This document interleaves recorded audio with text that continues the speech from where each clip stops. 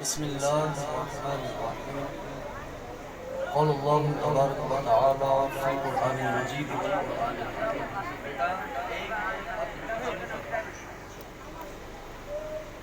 إن الذين قالوا ربنا الله ثم استقاموا تتنزل عليهم الملائكة ألا تخافوا ولا تحزنوا وأبشروا بالجنة. صدق الله العظيم وصدق رسوله النبي الكريم الأمين. مولاي صل وسلم دائما أبدا على حبيبك خير الخلق كلهم أمن تذكري جيران بزي سلمي مزست دمعين جرام مؤلف بدمي. يا رب بالمصطفى بلغ مقاصدنا واغفر لنا ما مضى يا واسع الكرم. يا صاحب الجمال ويا سيد البشر من وجهك المنير لقد نفر القمر لا يمكن الثناء كما كان حقه. بعد از خدا بزرگ توئی قصہ مختصر. اقا بلغ العلا بکمالہ کشفت تجا بجمالہ حسنت جمیع خصالہ. صلو علیہ وآلہ. بڑی اللہم صلی علی سیدنا وحبیبنا ومحبوبنا وملجانا وعلى آلہ واصحابہ وآہل بیتہ وذریاتہ اجمعین. صدق اللہ العظیم وصدق رسولہ النبی الکریم الامین ورؤوف الرحیم. حضرت ابی بن کعب رضی اللہ تعالی عنہ نے رسول اکرم صلی اللہ تعالی علیہ وآلہ وسلم سے ارشاد فرمایا کہ یا رسول اللہ، میں اپنے جو اوراد و وظائف ہیں، یہ جو میں نماز کے بعد ورد کرتا ہوں، جو آپ بھی کبھی عصر کے بعد کرتے ہیں، کبھی فجر کے بعد کرتے ہیں، تو حضرت ابی بن کعب رضی اللہ تعالی عنہ نے پوچھا حضور، میں جتنے وقت اوراد و وظائف کرتا ہوں اس میں سے اگر چوتھائی حصہ آپ پر درود پڑھوں تو اللہ میرے لیے کیا برکت نازل فرمائے گا؟ تو حضور نے فرمایا اگر تو چوتھائی حصہ درود میں گزار دے تو اللہ تجھ پر رحمتوں کی بارشوں کا نزول فرمائے گا.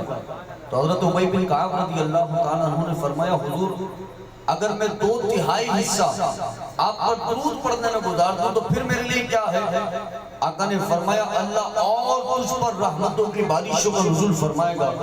حضرت ابی بن کعب رضی اللہ تعالیٰ عنہ نے فرمایا یا رسول اللہ، اگر میں سارا حصہ صرف آپ پر درود ہی پڑھتا رہوں پھر میرے لیے کیا ہے؟ آقا نے فرمایا پھر رب تیری مغفرت بھی فرمائے گا، تیری بخششیں بھی فرمائے گا.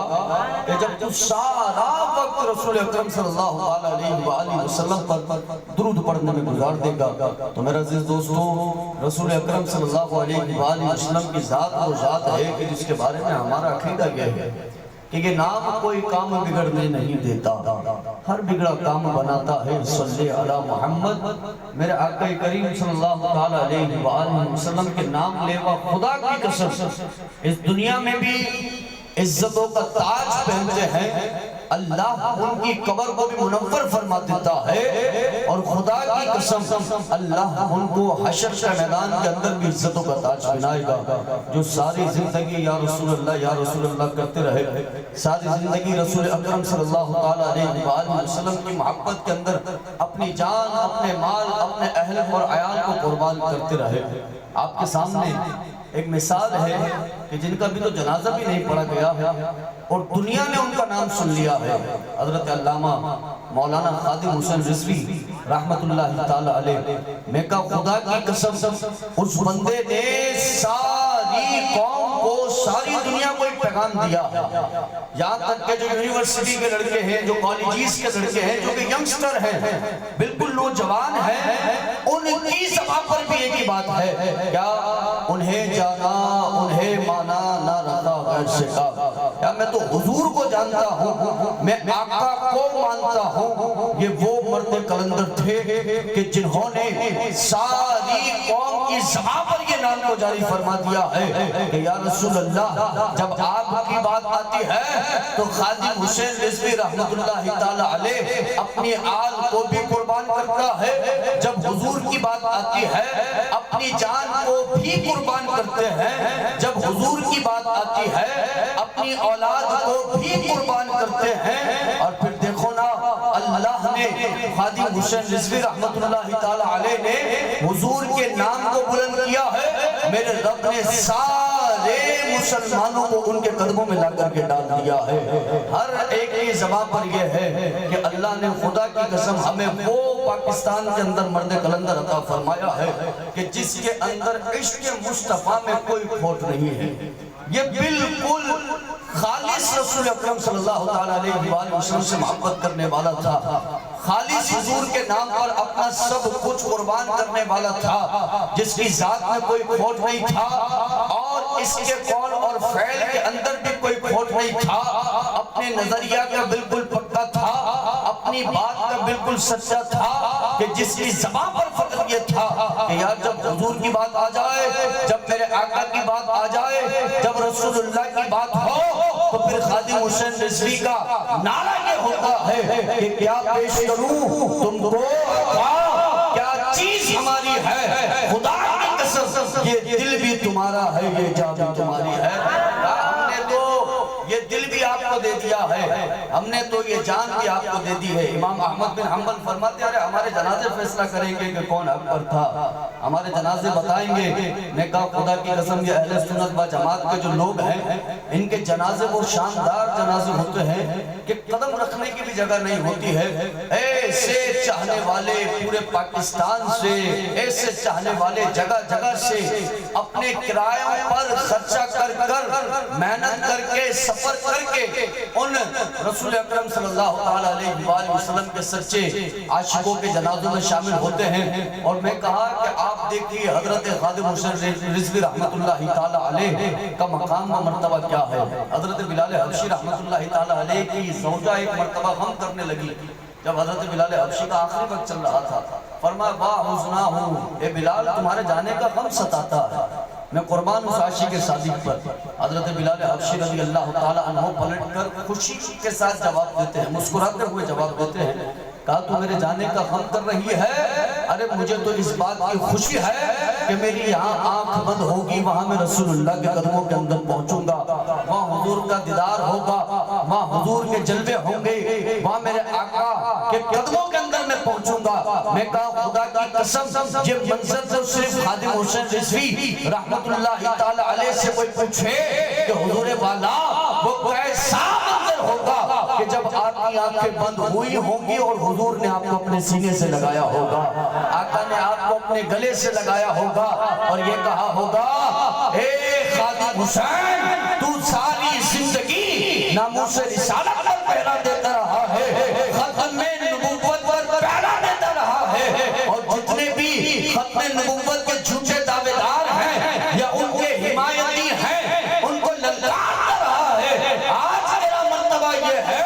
کہ اللہ تو اس جگہ پر بھی رحمتوں کی بارشوں کا نزول کر رہا ہے جہاں ان کا جنازہ موجود ہے، جہاں ان کا جسم اطہار موجود ہے، اللہ تو وہاں بھی رحمتوں کی بارشوں کا نزول کر رہا ہے۔ اور میں کہا ہم تو خوش نصیب نہیں ہیں لیکن وہ خوش نصیب ہیں جو ان کے جنازے کے اندر شرکت کرنے کو گئے، اور آپ دیکھیے گا وہ کہہ رہے اسی انواروں کی بارشیں ہو رہی ہوں گی، کیسی رحمتوں کی۔ یار کوئی عام بندہ دنیا سے گیا ہے، کوئی عام انسان گیا ہے، میں کہا یہ عاشق رسول دنیا سے گیا ہے، اور جب عاشق رسول دنیا سے جاتا ہے تو خدا کی قسم اس پر بھی اللہ رحمتوں کی بارشوں کا نزول کرتا ہے، جو اس کے قریب موجود ہوتے ہیں اللہ ان پر بھی رحمتوں کی بارشوں کا نزول کرتا ہے۔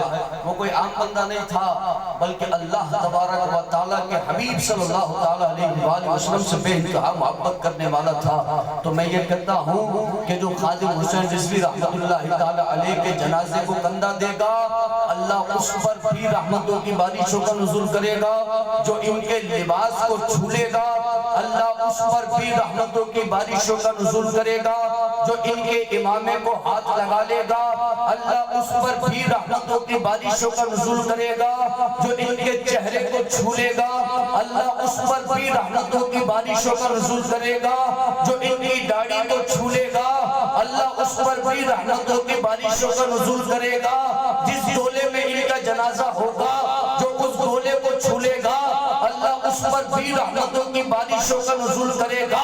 اور خدا کی قسم یہ عاشق صادق سے محبت کرنا صرف یہاں کام نہیں آئے گی بلکہ اللہ ان کی محبت محبت کی برکت سے ہماری قبر کو بھی منور کرے گا، حشر کے میدان میں عزتوں کا تاج بھی عطا فرمائے گا۔ قبر بھی منور کر رہا ہوگا، حشر کے میدان میں عزتوں کا تاج بھی سجا رہا ہوگا۔ تو میں یہ کہتا کہ خادم حسین رضوی رحمت اللہ تعالیٰ علیہ نے ساری زندگی ایک بات کہی، او کافروں، فاسقوں، او جاہلوں، سنو، رہے گا یوں ہی آقا ان تیرا چرچا رہے گا۔ پڑے خاک ہو جائیں جل جانے والے، ارے گلی گلی، ڈگر ڈگر، نگر نگر، گلیاں گلیاں، بستی بستی، شہر شہر، ہم نے تو ایک ہی صدا بلند کرنی ہے۔ وہ صدا کیا ہے کہ غلام ہے، غلام ہے، غلام ہے، غلام ہے۔ ارے یہ میری صدا نہیں، یہ خادم حسین رضوی کی صدا تھی کہ غلام ہے، غلام ہے، غلام ہے، غلام ہے۔ اس طرح جواب دینا ہے کہ یہ دیواریں اس بات کی گواہ ہو جائیں کہ الحمدللہ یہاں کوئی عام لوگ نہیں بیٹھے بلکہ حضور سے محبت کرنے والے بیٹھے ہیں۔ ارے زور سے بولا جائے، غلام ہے، غلام ہے، غلام یہ رسول میں جو ہونا اس کے مصطفیٰ وہ زندگی فضول ہے۔ تو میرا عزیز دوستو، الحمدللہ ملک پاکستان میں اللہ رب العزت نے ایک ایسے منظر قلندر کو پیدا کیا جس کو حضرت خادم حسین رضوی رحمت اللہ تعالیٰ علیہ کہا جاتا تھا، اور انہوں نے نوجوان ہو، بڑا ہو، بچہ ہو، سب کے دلوں میں عشق مصطفیٰ کو راسخ کر دیا ہے، سب کو عشق مصطفیٰ کے جام پلا دیے ہیں۔ یہ حضرت خادم حسین رضوی رحمت اللہ تعالیٰ علیہ کا ہی خاصہ ہے کہ جو رسول اکرم صلی اللہ تعالیٰ علیہ وآلہ وسلم کی بات، حضور صلی اللہ تعالیٰ علیہ وآلہ وسلم کے قال، حضور کے فعل سے آگے وہ نہ کسی کو سمجھتے ہیں نہ کسی کو جانا ہے۔ تو ہم سب کے لیے یہ ضروری ہے کہ انہوں نے جس دین کی خاطر، انہوں نے جس پیغام کی خاطر سب کچھ قربان کر دیا ہے، ہم ان کے طریقے پر چلتے ہوئے، ان کے راستے پر چلتے ہوئے ناموس رسالت کے لیے پہرا بھی دے۔ جب ختم نبوت کی بات آئے تو اس وقت ہم کھڑے ہوں، جب رسول اکرم صلی اللہ تعالیٰ علیہ وآلہ وسلم کی عزتوں کی بات آئے تو ان کافروں کو، فاسقوں کو للکارنے والے بھی ہوں، تاکہ جو ہمارے اسلاف ہمیں پیغام دے چکے ہیں، تاکہ ہمارے جو لوگ، ہمارے جو اکابرین، ہمارے جو علماء اہل سنت نے ہمیں پیغام دے دیا ہے، اس پیغام کو ہم دنیا کے کونے کونے کے اندر عام کریں، تاکہ اللہ ہم سب پر علماء اہل سنت کا فیضان جاری فرمائے۔ اللہ تبارک و تعالیٰ سے دعا ہے کہ ہم سب کی یہ دعا ہے کہ مولا حضرت خادم حسین رضوی رحمت اللہ تعالیٰ علیہ کو کل بروز قیامت حضور کی شفاعت کی نصیب فرما، پل صراط پر گزرنا آسان فرما، میزان محشر پر نیکیوں کا پردہ بھاری فرما، جنت الفردوس میں حضور کا بروز۔ درود پاک پڑھی، اللہم صلی علی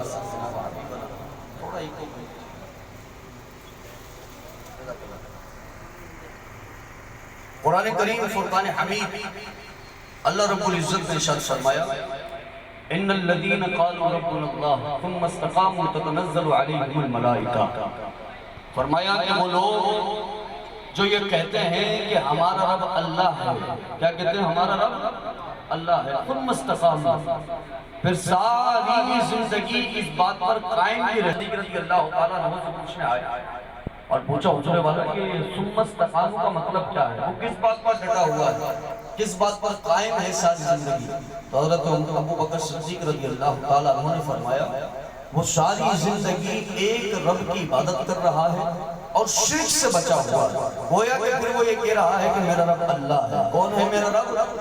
اللہ ہے۔ جب اسی آیت کا مطلب ثم استقاموا کا مطلب حضرت عمر فاروق رضی اللہ تعالیٰ عنہ سے پوچھا گیا تو حضرت عمر فاروق رضی اللہ تعالیٰ عنہ نے ارشاد فرمایا کہ وہ ساری زندگی نیکی کا حکم دیتا رہے، برائی سے منع کرتا رہے۔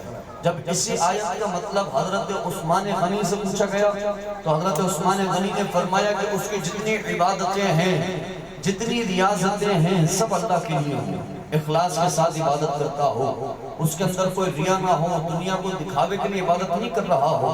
جب اسی بات کا مطلب حضرت علی سے پوچھا گیا تو حضرت علی نے فرمایا وہ تمام فرائض، واجبات، سنت ادا کرنے والا ہے، گویا کہ وہ اپنی بات پر قائم ہے کہ میرا رب اللہ ہے۔ اب دیکھیے اللہ نے فرمایا کہ وہ شخص جو کہتا ہے کہ میرا رب اللہ ہے، پھر ساری زندگی شرک سے بھی بچتا ہے، نیکی کا حکم بھی دیتا ہے، برائی سے منع بھی کرتا ہے، اخلاص کے ساتھ عبادتیں بھی کرتا ہے، فرائض، واجبات، سنت مؤکدہ، غیر مؤکدہ پر عمل بھی کرتا ہے، تو رب فرماتا ہے تتنزل علیہم الملائکہ، پھر جب اس کی موت کا وقت آتا ہے تو رب کہتا ہے ہم اس کی موت کے وقت اس پر رحمتوں کی فرشتوں کا نزول فرما دیتے ہیں، رحمت کے فرشتے اس کو اتر جاتے ہیں، اور رب فرماتا ہے اللہ تخافوا، اسے پھر کوئی خوف نہیں ہوتا، ولا تحزنوا، اللہ تخافوا، اسے کوئی خوف نہیں ہوتا، ولا تحزنوا، اسے کوئی غم نہیں ہوتا ہے کہ دنیا سے کوئی چیز اس سے جدا ہو رہی ہے، اسے کس بات کا غم نہیں ہے، قبر کا کوئی خوف نہیں ہے، حشر کے میدان کا کوئی خوف نہیں ہے، کیوں؟ کیونکہ وہ اللہ کا ولی بن چکا ہے، ولایت کے منصب پر فائز ہو چکا ہے۔ اب جب قبر میں پہنچے گا اور قبر میں اس سے سوالات ہونے، ایک اللہ کے ولی سے سوال ہو رہا ہے من ربکا، بتا تیرا رب کون ہے، تو وہ کہے گا کہ ساری زندگی میں جس رب کی طرف بلاتا رہا، اپنے مریدین کو، اپنے خلفاء کو، اپنے محبین کو، ساری زندگی میں جس رب کی طرف بلاتا رہا، تو وہ فرشتوں کو جواب دے گا کیا کہ هو الرحمن الرحیم، میرا رب وہی ہے جو رحمان بھی ہے اور رحیم بھی ہے۔ اب جب دوسرا سوال ہوگا اس سے اللہ کے ولی سے کہ ماں دینوں کا، بتائیے نا آپ کا دین کیا تھا، تو جو ساری زندگی دین اسلام کی طرف بلاتا رہا، تو قبر کے اندر اس نے فرشتوں کو یہی جواب دینا ہے کہ میرا دین وہی دین ہے کہ جو اللہ کے نزدیک بڑا معتبر ہے، مستند ہے، رب جس دین سے بڑی محبت فرماتا ہے وہی دین اسلام ہے۔ تیسرا سوال ہوگا ما کنت تقول فی حق ھذا الرجل، بتا حضور کے بارے میں کیا کہا کرتا تھا، خدا کی قسم آپ جیسا مجھ جیسا عاشق ہو اور سوال یہ ہو جائے کہ حضور کے بارے میں کیا کہا کرتا تھا، تو ہم تو جھوم کر یہ شعر پڑھ دیں گے کہ کیا پیش کروں تم کو، کیا چیز ہماری ہے، کیا چیز ہماری ہے، دل بھی تمہارا ہے، یہ جان بھی تمہاری ہے، یہ دل بھی تمہارا ہے، یہ جان بھی تمہاری ہے۔ اللہ کہتا ہے کہ اس ولی کو قبر کے اندر کوئی خوف نہیں، حشر کے میدان کا بھی کوئی خوف نہیں، دنیا سے جو چیزیں جا رہی ہیں اس کا کوئی غم بھی نہیں ہے۔ اس کو غم کیسے ہو کہ جسے یہ پتا ہو کہ اب تو میں نے اپنے رب سے ملاقات کرنی ہے، اب تو رسول اللہ کا قبر میں دیدار ہی ہونا ہے، اللہ نے میری قبر پر رحمتوں برکتوں کی بارشوں کا نزول ہی کرنا ہے، تو اب اس کو کس بات کا خوف ہو یا کس بات کا غم ہو؟ تو اللہ نے کہا ولی کی صفت یہ ہے کہ اللہ تخافوا، اسے کوئی خوف نہیں ہوتا ہے، ولا تحزنوا، اسے کوئی غم نہیں ہوتا ہے۔ تو میرا عزیز دوستو جو اللہ کے ولی ہیں، اولیاء اللہ ہیں، ان کا مقام و مرتبہ اس آیت سے سمجھیں کہ جب حضرت آدم علیہ السلام کو اللہ نے پیدا فرمایا، اذ قال ابراہیم دیا، اللہ نے فرمایا کہ جب ہم نے حضرت آدم کو پیدا فرمایا تو فرمایا انی خالق بشرا من طین، کہ اے آدم ہم تجھے مٹی سے بنا رہے ہیں، فَإِذَا سَوَّيْتُهُ وَنَفَخْتُ فِيهِ مِن رُوحِي فَقَعُوا لَهُ سَاجِدِينَ، فرمایا کہ جب میں آدم کے اندر اپنی طرف سے مٹی کے اندر اپنی طرف سے روح پھونک دوں اور اس کو میں بناؤں مٹی سے، تو فَقَعُوا لَهُ سَاجِدِينَ، جتنے فرشتے ہیں سب کو اللہ نے حکم دیا سب نے سجدے میں گر جانا ہے، فَقَعُوا لَهُ معنی گرنا، آدم کے آگے سجدے میں گر جانا ہے، فَسَجَدَ الْمَلَائِكَةُ كُلُّهُمْ أَجْمَعُونَ، اللہ کا حکم ہوا، سارے فرشتے سجدے میں چلے گئے، حضرت آدم کو سجدہ کیا، الا ابلیس، شیطان کھڑا ہے، شیطان نے سجدہ نہیں کیا۔ اللہ نے پوچھا ہے شیطان تجھے کس چیز نے منع کیا کہ تو آدم کو سجدہ نہیں کرتا؟ تو شیطان نے کہا مولا قال انا خیر من، میں اس سے بہتر ہوں، اور وجہ کیا ہے کہ تو نے مجھے آگ سے پیدا کیا ہے، اس کو مٹی سے پیدا کیا ہے، تو انا خیر من، میں اس سے بہتر ہوں اور میں اس کو سجدہ نہیں کرتا۔ اللہ نے فرمایا ٹھیک ہے فخرج فإنک من الرجیم، تو نکل جا اور تو ہماری بارگاہ سے مردود ہو گئی۔ بیٹا بیٹھ جاؤ۔ فرمایا قال فخرج منها فإنک رجیم، اللہ نے کہا کہ تو ہماری بارگاہ سے نکل جا، تو مردود ہو چکا ہے، مردود۔ آپ نے پڑھا نا فاعوذ باللہ من الشیطان الرجیم، رجیم کا معنی ہوتا ہے مردود۔ اللہ نے فرمایا تو مردود ہے۔ کہا وَإِنَّ عَلَيْكَ لَعْنَتِي إِلَى يَوْمِ الدِّينِ، قیامت تک میری لعنت کا شکار ہو گیا، یہاں سے چلا جاتا۔ شیطان کہنے لگا مولا ٹھیک ہے میں جا رہا ہوں، مجھے پاورز دے دیے جائیں، فری ہینڈ کر دیا جائے، میں کسی کو شرابی بناؤں، کسی کو قاتل بناؤں، ماں باپ کا نافرمان بناؤں، کسی کو میں جو ہے وہ حرام کھانے والا بناؤں، مجھے فری ہینڈ کر دیا جائے، پاورز دے دیے جائیں۔ یا آپ سے مجھ سے گناہ کون کرواتا؟ شیطان کرواتا۔ اجازت کس کی ملی؟ اللہ کی ملی ہے، اور اجازت شیطان نے کہا مجھے فری ہینڈ کر دیا جائے مولا۔ اللہ نے فرمایا ٹھیک ہے تجھے ہر چیز کی اجازت ہے۔ ایسا نہیں ہے شیطان کو 4 گناہ کی اجازت ملی ہو کہ تو صرف شراب، سود، سور اور جو ہے چوری کرنا سکھانا، باقی کچھ نہ سکھانا، نہیں، فری ہینڈ ہے، کوئی سے بھی گناہ کروا سکتا ہے۔ پاور کیا ہے؟ سارا رمضان آپ نے اعتکاف بھی کیا، نمازیں بھی پڑھی، روزے بھی رکھے، اور جھوٹ سے بھی بچے، غیبت سے بھی بچے، چاند رات ہوئی 1 مہینے کی عبادت 1 گناہ کے اندر ضائع کروا دیتا۔ اللہ نے دی اس کو پاور۔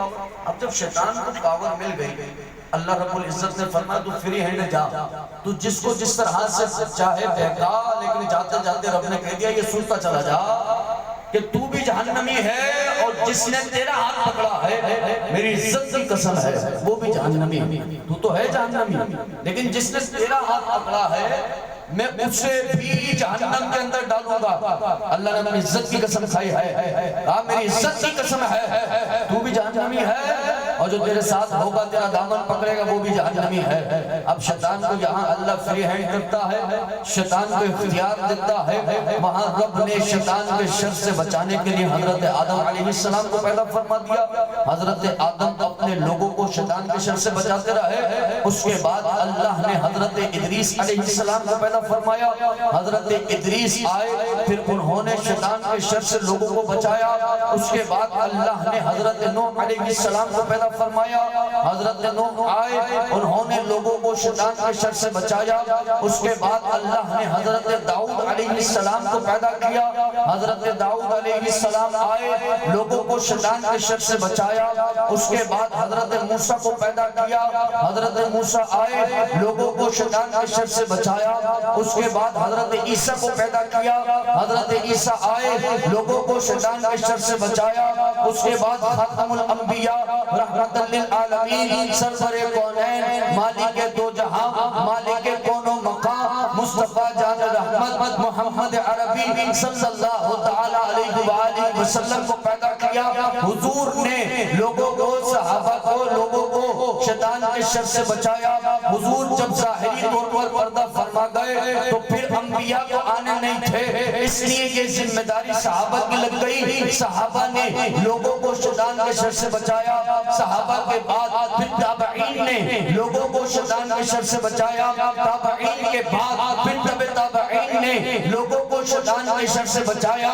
پھر اللہ رب العزت نے اولیاء کا سلسلہ شروع کر دیا۔ کبھی کوئی ولی آتا وہ لوگوں کو شیطان کے شر سے بچاتا، پھر کوئی ولی آتا جو لوگوں کو شیطان کے شر سے بچاتا۔ ان اولیاء کرام میں اللہ نے جس کے سر پر اولیاء کی امامت کا تاج سجا دیا، جس کے سر پر اولیاء کی سلطانیت کا تاج سجا دیا، جس کی والدہ کو بھی سید بنا دیا، جس کے والد کو بھی سید بنا دیا، جس کا سارا گھرانہ متقی بنا دیا، سارا گھرانہ پرہیزگار بنا دیا، جس کو غوثوں کا غوث بنا دیا، جس کو امام الاولیاء بنا دیا، جس کو امام المتقین بنا دیا، جس کو امام الزاہدین بنا دیا، جس کا نام شیخ عبد القادر جیلانی غوث اعظم دستگیر رکھ دیا، وہ آئے اور انہوں نے لوگوں کو، آپ کو، مجھے شیطان کے شر سے خدا کی قسم ایسا بچایا ہے کہ دنیا میں بھی پیغمبر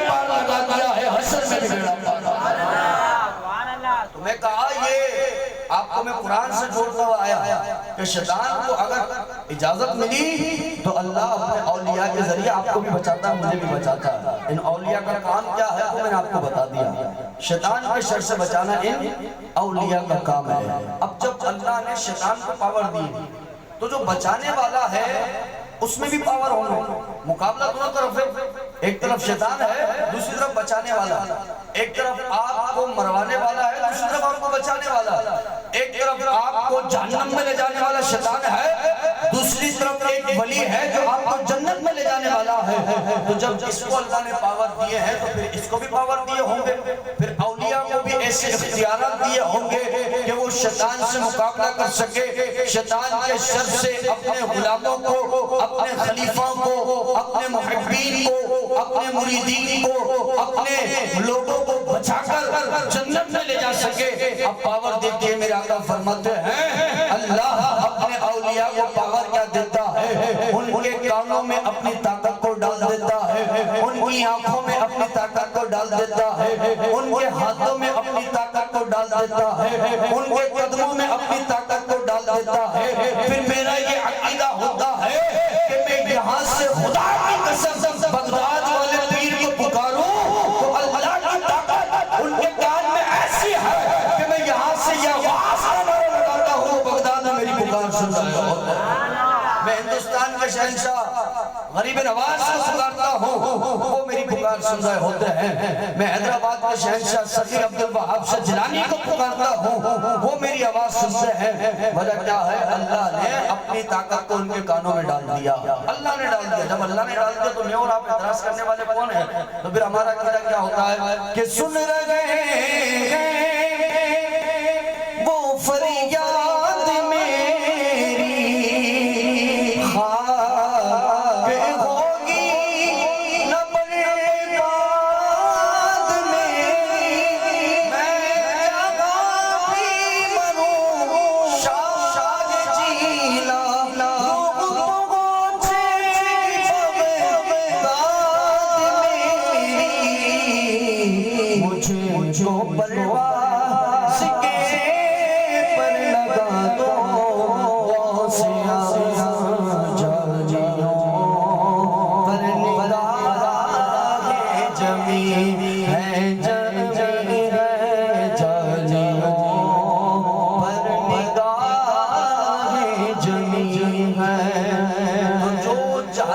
لے جانے والا طاقتور ہے تو جہنم سے بچا کر جنت میں لے جانے والا بھی بڑا طاقتور ہے۔ تو اللہ نے اپنے اولیاء کا بتا رہا تھا کہ اولیاء کی ذمہ داری کیا ہے، اولیاء کی ذمہ داری ہمیں آپ کو شیطان کے شر سے بچانا۔ اب اولیاء ہوتے کون ہیں؟ ہم پہچانے کیسے کہ اللہ کے ولی ہیں؟ حضور نے اپنے صحابہ کو بتایا نا کہ صحابہ تمہاری مجلس کے اندر ایسے بھی لوگ ہوتے ہیں کہ جن کے چہرے پر مٹی لگی ہوتی ہے، داڑھی پر مٹی لگی ہوتی ہے، بالوں پر مٹی لگی ہوتی ہے، کپڑے بھی جگہ جگہ سے پھٹے ہوئے ہوتے ہیں۔ آپ کیا کہتے ہیں؟ اپنے مجلس میں، اپنے حلقے میں، اپنے دوستوں میں، گیدرنگ میں اس کو بٹھاتے بھی نہیں ہیں۔ اس لیے نہیں بٹھاتے، کہا یہ ویل گڈ پرسنالٹی نہیں ہے، یہ بیچارہ سادہ سا آدمی ہے، کپڑے بھی اس کے پھٹے ہوئے ہیں، مٹی چہرے پر لگی ہوئی ہے۔ ہم بٹھاتے کس کو ہے کہ جو بہترین پرسنالٹی والا ہو، اچھا دکھتا، اچھے کپڑے پہنتا، بولتے ہیں اس کو گلے لگانا، یہ ہماری گیدرنگ کا مین بندہ، یہ آتا ہے تو چار چاند لگ جاتے ہیں۔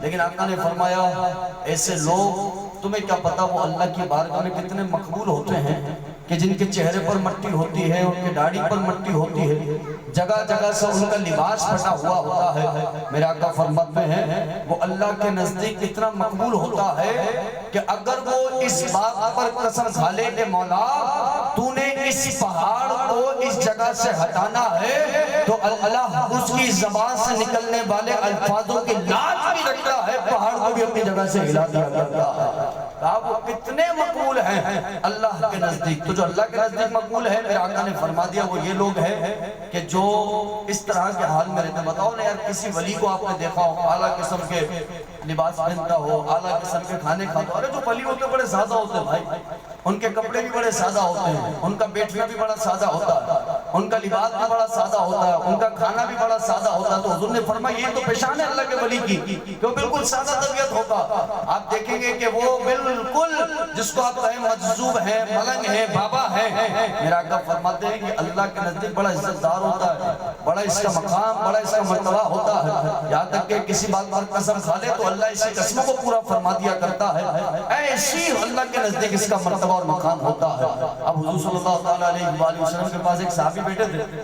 ایک شخص حضور کے آگے سے گزرا.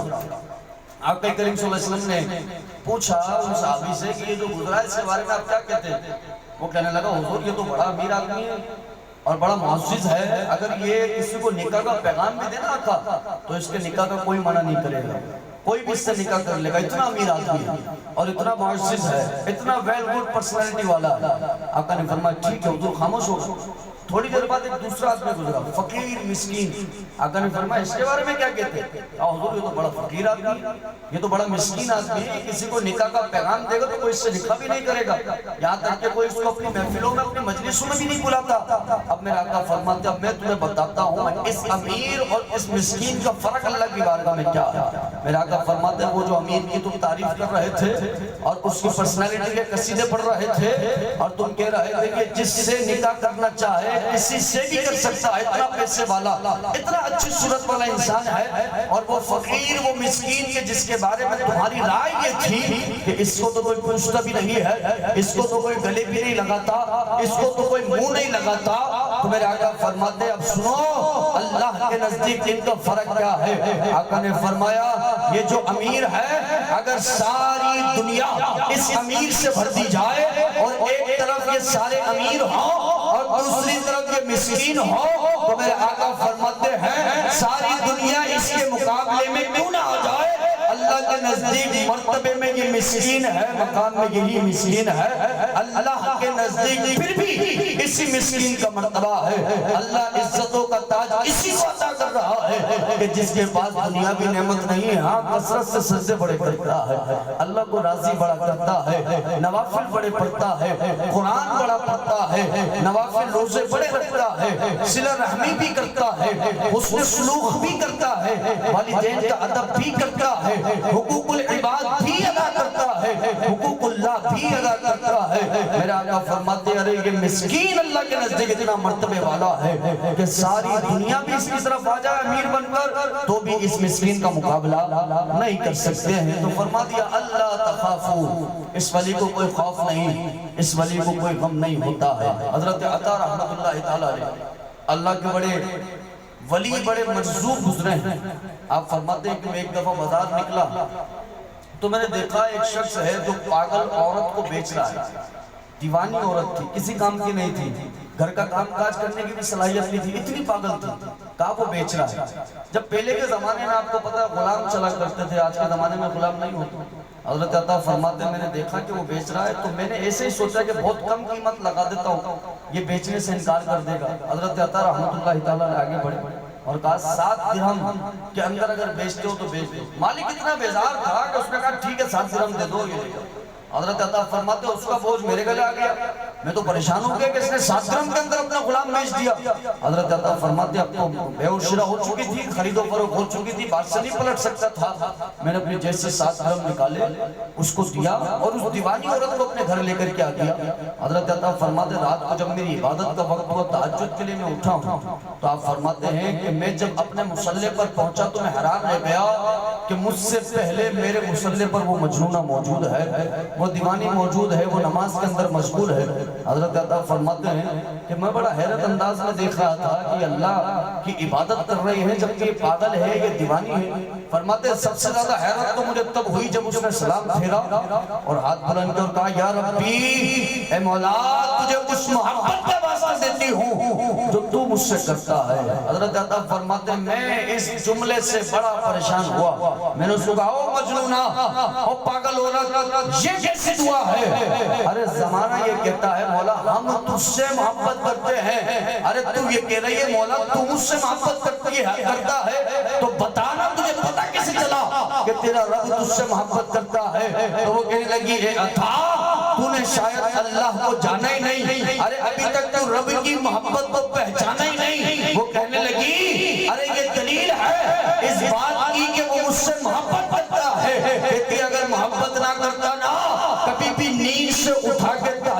سجدے ادا نہ کرتا؟ ارے تہجد ادا کی ہے، یہ اس بات کی دلیل ہے کہ وہ رب بھی مجھ سے محبت کرتا ہے۔ اپنے فرض و واجبات کے علاوہ نوافل بھی پڑھ رہی ہوں، یہ اس بات کی دلیل ہے کہ اب وہ رب بھی مجھ سے محبت کرتا ہے۔ اب رات کو کثرت سے میں قرآن کی تلاوت کر رہی ہوں، یہ اس بات کی دلیل ہے کہ وہ رب بھی مجھ سے محبت کرتا ہے۔ اب اپنے مال کو میں راہ خدا میں بھی خرچ کرتی ہوں، یہ اس بات کی دلیل ہے کہ وہ رب بھی مجھ سے محبت کرتا ہے۔ تو فرمایا نحن اولیاءکم، میرا رب کہتا ہے ہاں یہ سچ بات ہے کہ ولی تو وہ ہوتا ہے کہ جو صرف اکیلا رب سے محبت نہیں کر رہا ہوتا، بلکہ رب کہتا ہے نحن اولیاءکم، ارے تمہارا تو اب مرتبہ یہ ہے کہ اب تمہارا رب بھی تم سے محبت کرتا ہے، اب تمہارے رب نے بھی تمہیں قرب عطا فرما دیا ہے۔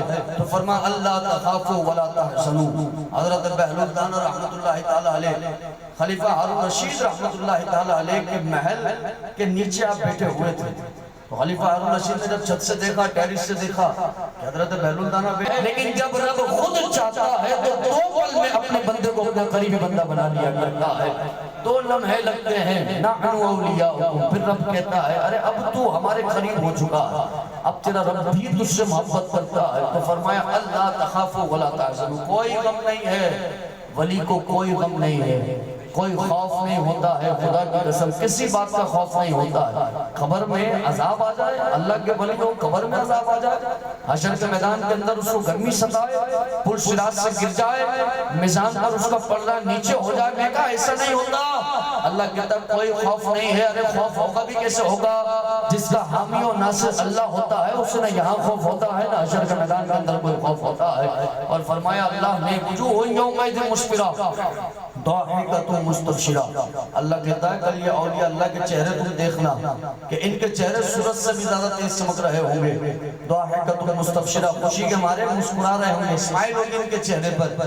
یار سورج 1.25 میل پر ہے، تانبے کی زمین ہے، جسم پر کپڑے نہیں، ابھی میں 2 سیکنڈ کے لیے باہر گرمی میں کھڑا ہو جاؤں، دھوپ میں مجھ سے کھڑا نہیں ہو جاتا، وہاں تانبے کی زمین پر سورج 1.25 میل کی دوری پہ بس اور آگ برسا رہا ہے، اور اس زمین پر میں کھڑا ہوں۔ اللہ کہتا ہے کچھ لوگ ایسے ہوں گے جو وہاں بھی مسکرا رہے ہوں گے، اور ان کے جو چہرے ہیں وجوہ یومئذ مسفرہ، سورج سے بھی زیادہ تیز چمک رہے ہوں گے۔ میرا رب کہتا ہے یہ کوئی عام بندے نہیں ہے، ارے یہ وہ ہیں کہ جنہوں نے دنیا میں اپنے رب کو راضی کیا ہے، آج حشر میں ان کا رب ان کو راضی کر رہا ہے، آج ان کو نعمتوں سے نواز رہا ہے، آج ان کے چہرے پر نور کی برسات کر رہا ہے۔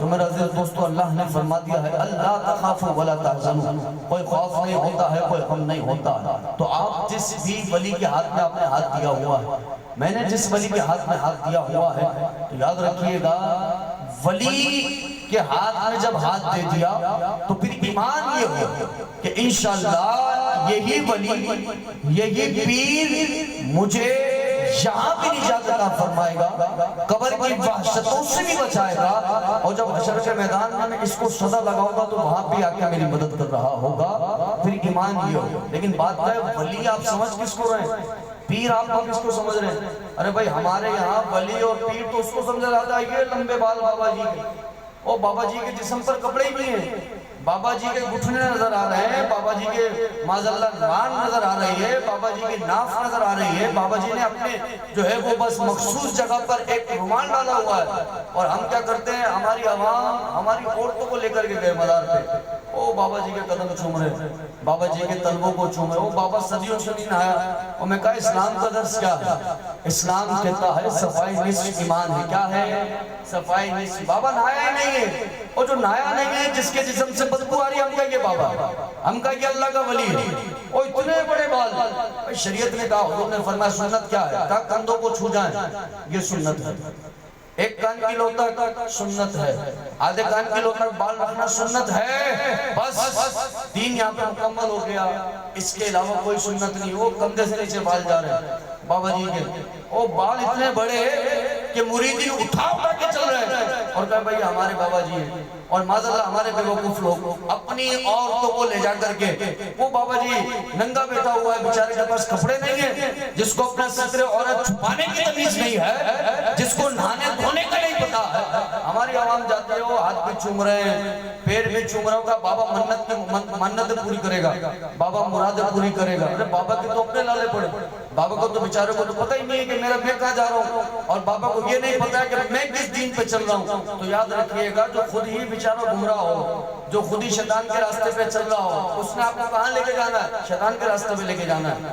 آپ کو کہاں لے کے جانا ہے؟ جہنم کی طرف لے کر کے جانا ہے۔ او بھائی عقل کے ناخن لیجئے، آپ نے کون ولی کس کو کہتے ہیں؟ اعلیٰ حضرت نے فرمایا پیر کیا ہوتا ہے؟ امام اہل سنت فتح و رضویہ کی 26ویں جلد میں لکھتے ہیں پہلی چیز کیا ہے؟ کہا اس کا سلسلہ نسب حضور کے ساتھ جڑا ہو۔ دوسری چیز عالم ہو، پیر کی بتا رہا ہوں شرائط اعلیٰ حضرت نے کیا لکھی ہے، عالم ہو۔ کہا تیسری چیز کیا ہے؟ فاسق معلم نہ ہو، یعنی ایسا نہیں ہو اعلانیہ گناہ کر رہا ہے، وہ بابا علی شراب پی رہے ہیں، ہمارے پیر سب شراب پی رہے ہیں، ہمارے پیر سب فلمیں ڈرامے مریدوں کے ساتھ بیٹھ کے فلمیں ڈرامے سیکھ رہا ہے۔ یہ کون سا دین ہے بھائی؟ یہ کون سی شریعت ہے؟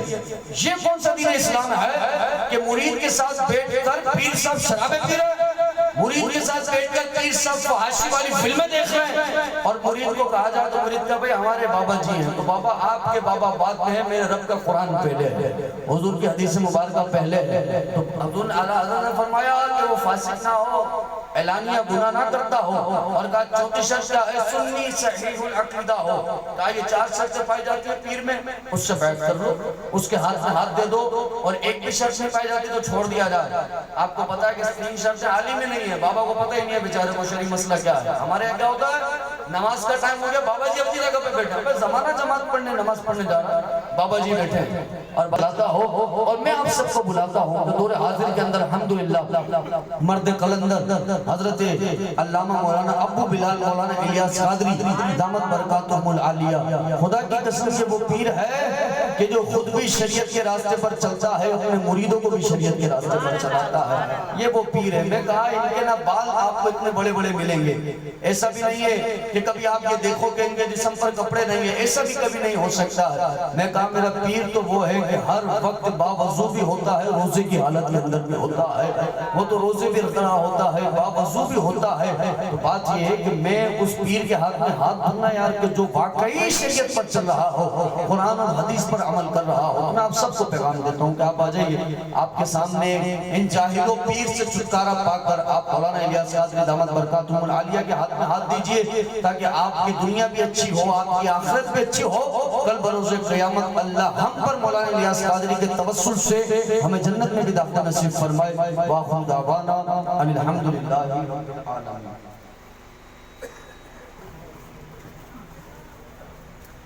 اے دین حق کے رہبر تم پر سلام میرے شفیع محشر تم پر سلام تم پر سلام تم پر للہ اب ہماری فریاد کو پہنچیے، للہ اب ہماری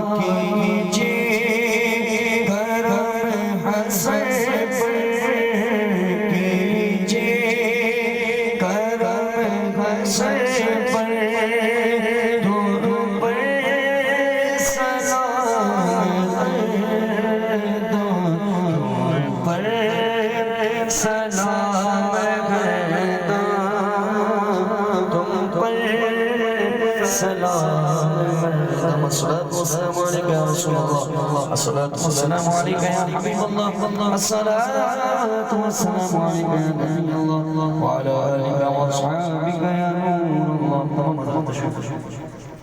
پڑھنا، بیان کرنا، سلام پڑھنا، منقبت پڑھنا، ان تمام کو اپنی بارگاہ عالی میں قبول منظور فرما. ان تمام میں ہم سے جتنی غلطیاں کوتاہیاں ہیں اپنی رحمت سے تمام کو معاف فرما.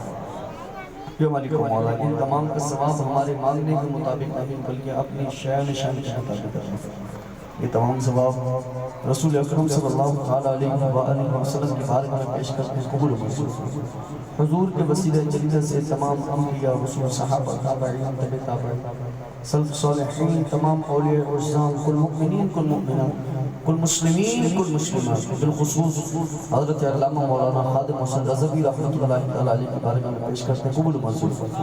اور ان سے جو قبر میں سوالات ہونے ہیں اس کے جوابات میں آسان عطا فرما. ان کی قبر پر اپنی رحمتوں کی بارشوں کا نزول فرما. ان کی قبر کو حد نظر تک وسعت نصیب فرما. کل بروز قیامت ان کو اور ہم سب کو رسول اکرم صلی اللہ علیہ وسلم کی شفاعت نصیب فرما. کل صراط پر حضور کی دعاؤں کا سہارا نصیب فرما. میزان محشر پر حضور کا ساتھ نصیب فرما. حوض کوثر حضور کے ہاتھوں سے بھر بھر کر پھر نصیب فرما. یا مالک و مولا، تو قرآن پاک کا ثواب بھی ان تمام کی بارگاہ میں پیش کرتے ہیں قبول منظور فرما. جنت الفردوس میں ہم سب کو حضور کا پڑوس نصیب فرما. یا مالک و مولا، صاحب خانہ نے غلام بھائی نے اس محفل کو سجایا. ان کے محفل سجانے کو ان کے ساتھ جس نے بھی جس طرح کی تعاون کیا ہے، تعاون کرنے کو مولا اپنی بارگاہ عالی میں قبول منظور فرما. یا مالک و مولا، ان کے رشتہ دار، دوست، احباب، پڑوسی، اہل محلہ میں سے جو جہاں سے بھی آئے ہیں سب کے آنے کو اپنی بارگاہ عالی میں قبول منظور فرما. ان میں اگر کوئی بیمار ہے تو صحت کاملہ نصیب فرما. پریشان حال ہے تو پریشانیوں کو دور فرما. بے روزگار ہے تو اچھا اور آسان نصیب فرما. سب کے کاروبار میں، رزق میں، پیسوں میں برکت نصیب فرما. ہم سب کو آفات، بلائیں، مصیبتیں، حادثات، مشکلات سے محفوظ فرما. اپنی رحمتوں، برکتوں، عنایتوں کی بارشوں کا نزول فرما. ہمارے گھروں میں سکون نازل فرما. گھریلو جھگڑوں سے، فساد سے، ناچاکیوں سے، نااتفاقیوں سے، نفرتوں سے ہم سب کے گھروں کو ہمیشہ ہمیشہ کے لیے محفوظ فرما. ہماری تمام اتنی جائز دعائیں جو کہ ہمارے حق میں بہتر ہو سکے پورا فرما. ان اللہ و ملائکتہ یصلون علی النبی یا ایھا الذین آمنوا صلوا علیہ وسلموا تسلیما. اللهم صل علی سیدنا مولانا محمد وعلى آلہ وصحبہ وآل بیتہ وذریتہ اجمعین. آمین آمین برحمتک یا ارحم الراحمین. لا الہ الا اللہ محمد رسول اللہ.